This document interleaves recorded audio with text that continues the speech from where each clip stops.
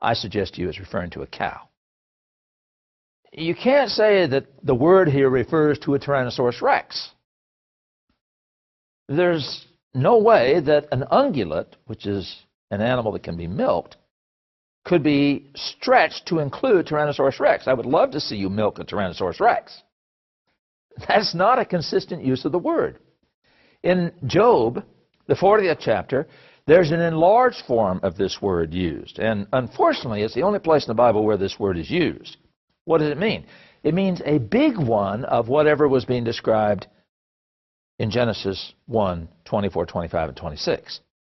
Now, there is an animal called the glyptodont, which was a ground sloth that probably lived at the time Job was around.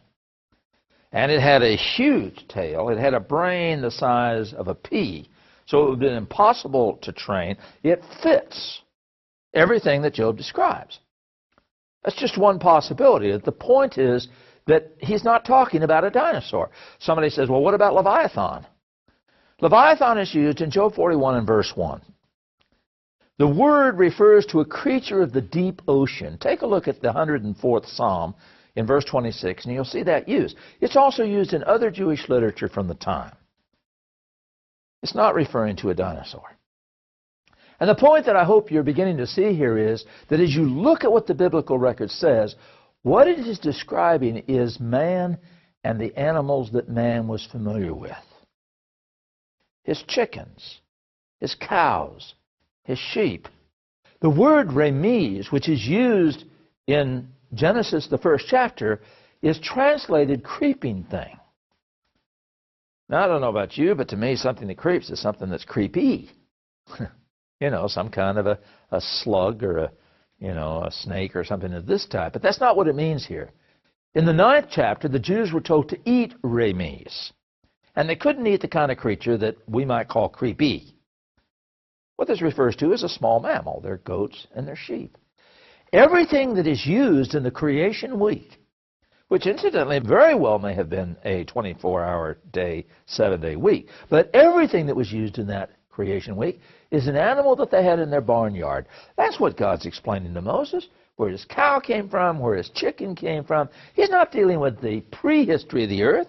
He's not dealing with Tyrannosaurus rex. Dinosaurs are not contained in the biblical account. That is not what the biblical record has been given to us for. But what is interesting is that in every checkable detail that we're given in the Bible, the record checks. If we understand it to be referring to the animals that man was familiar with, if we don't try to force and twist the entire fossil record into the creation week, much of which is accounted for in the first verse, in every checkable detail, the biblical record checks. Now, what's the alternative? This is a drawing that I copied from the Museum of Natural History in Chicago, Illinois. The tree of evolution. I'm sure you've seen this tree in a variety of different forms, in a number of different ways. The tree of evolution goes from old to new. So the oldest things are at the bottom, and the most recent things are at the top. So we have proteoses at the bottom, one-celled creatures, and we have man at the top. So this is given to us in terms of time. But if evolution is true, it also is given to us in terms of complexity. The simplest thing should be at the bottom. The most complex thing should be at the top. And so in this chart, you'll notice amoebas at the bottom. You'll notice man at the top. But there are problems with this chart. The trilobite is an animal that lived in ancient times. It's one of the oldest creatures that we have ever found in the fossil record. The trilobite is an index fossil for the Cambrian period, the period when life began. Now let's go back and look at our tree again. Where should this animal be in the tree of evolution? Well, it's one of the oldest creatures. It's an index fossil for the Cambrian period. Clearly, it should be at the bottom of the tree. But as you look for it on the bottom of the tree, you don't find it. And if you keep going up the tree, up in the upper right limb, you'll notice we have trilobite. Now, why did the people at the Museum of Natural History in Chicago choose to put the trilobite at the top of the tree? Because he's very complex. You say, well, Yeah, but he's an old animal. Shouldn't he be at the bottom? Yeah, but they had a problem. Something's wrong with the model. There was an article in the New York Academy of the Sciences magazine years ago that was titled Nature's Most Perfect Eye. I saw a similar type of article in recent years in Scientific American. The trilobite eye was so good, it could look at something a foot away and something a mile away, and they would both be in focus at the same time. You try that. And so the problem was that they had to put the animal at the top of the tree because of his complexity, even though they knew he was the oldest. Something's not right with the model. You also have problems with linking fossils. The nature of the fossil record, if this tree of evolution is correct, is such a thing that you should be able to find in-between animals. There ought to be an animal where you could hand it to me and I'd say, well, I don't know whether this is an echinoderm or whether it's a brachiopod. I don't know whether this is a gastropod or whether it's a cephalopod. I don't know whether this is a reptile or whether this is a mammal. And let me show you an example of one of those in-betweens. I took this picture in the Smithsonian. Dr. Houghton, the curator of invertebrate paleontology, gave me the honor of being able to photograph this. This is one of the world's best specimens of an animal known as the Trinaxodon, a mammal-like reptile. The knife is there just so you can get some idea how big it is. What does it look like to you? And somebody said, well, it looks sort of like an alligator. Yeah.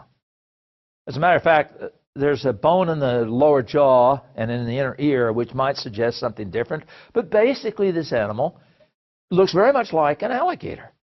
And it is the best example of what we now know to be called a mammal-like reptile. Now, that's the kind of problem that scientists have faced. Let me show you something new. Something that is interesting, and I think it's exciting. This is a visual which is called the forest of evolution. There have been a number of outstanding scientists that have proposed this. What the forest of evolution is saying is that life may have started in many places, and that the changes that have occurred in what we might call the forest of evolution. So instead of a single tree, simple to complex, that what might more accurately be pictured would be a number of trees where the changes that have occurred in multiple trees of the forest of evolution. As you think back about the things that you and I have talked about in these videos, if you've watched all the videos up until now, have you ever seen this kind of a concept before? And the answer is yeah. Yeah, when we talked about the meaning of the word kind, way back when we looked at some giant radishes, we pointed out that the word kind is a broad term. And the specific passage that I quoted, 1 Corinthians 15:39, said, there are 4 kinds of flesh. The flesh of fish, the flesh of birds, the flesh of beast, the flesh of man. And the point is that in the forest of evolution, what we see is the same concept. Now, right now, there's a lot of discussion about whether the birds were dinosaurs or whether there somehow is a connection between the birds and the dinosaurs. But you have to understand the flesh of fowl may have included a lot of animals very different than the fowl that we're familiar with today. The flesh of fish very well may have included amphibians or reptiles. The important thing to understand is that this concept that the Bible gave us in the beginning is what the frontier of evolution is saying to us today. The Bible is accurately describing the fact that there have been relatively small numbers of groupings of animals. The suggestion is that God initiated these beginnings and that changes have occurred to produce the diversity of living things that we have on the earth today. And did you know that the Bible was the first book ever written to talk about the fact that there could be evolution? Do you remember what God said to the serpent back in Genesis? From now on, you shall crawl upon thy belly in the dust of the earth, and of the dust of the earth shalt thou eat all the days of thy life. You got any idea how the snake got around before that? I think the indication is that the snake had legs. And that a change occurred, made the snake so he didn't have legs.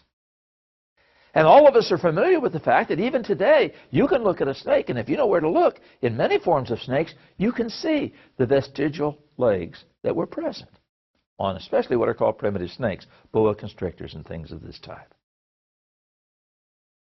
The Bible is accurate in its descriptions. And our final chart that I'd like to show you is a chart that sort of gives you what I think is a workable model of what the Bible is saying to us. What we have in the beginning is what is the prehistory. In the beginning, God created the heaven and the earth. He created everything in space, and He created a working resource ecosystem here on this earth. A system that would have everything that man needed.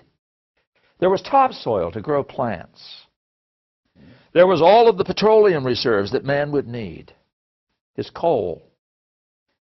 And once all of that had been established, in the prehistory, which God didn't tell us about, He just said He created the earth, not all the mechanics about the specific details about what happened, things we would not have understood, certainly things that our ancestors not have understood. That once that is established, then He creates man and the living things that man was familiar with, the creation week. Time is a line. It moves from the beginning, Genesis 1:1, through an early creation process in which God established a system which would lead to an earth that man could live on. The creation of man and the animals that he was dependent upon at the time in which he lived, and then leads us eventually to the destruction of the earth, when the elements will be dissolved in fervent heat. 2 Peter 3 and verse 10. Now, this is just a model. I may learn something tomorrow which modifies this, which changes it. One of the exciting things about being a person in the sciences is that things change. You learn new things. You come to better understandings.